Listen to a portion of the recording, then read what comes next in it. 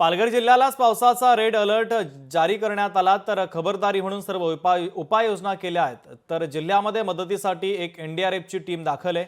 जिल्ह्यातील वैतरणा आणि पिंजा नदी इशारा पातळी ओलांडण्याची शक्यता आहे। नदी आणि ओढ्यांना पूर आला असताना विद्यार्थ्यांनी जीव धोक्यात घालून प्रवास करू नये, अशा विद्यार्थ्यांची निवासी आश्रम शाळांमध्ये राहण्याची व्यवस्था केली असल्याची माहिती जिल्हाधिकाऱ्यांनी दिलेली आहे।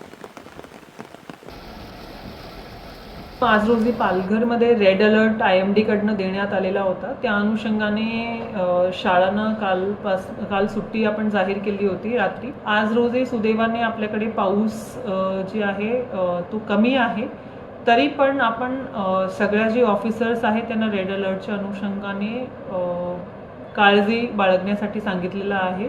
जे काही स्पॉट्स असतात जिथे पाणी भरणी होऊ शकते त्या ठिकाणी त्यांनी व्हिजिट करून लोकांना योग्य मार्गदर्शन तसेच सतर्कता ठेवण्यासाठी सांगितलेलं आहे। लोकशाही मराठी ऐका, पहा, जागरूक रहा।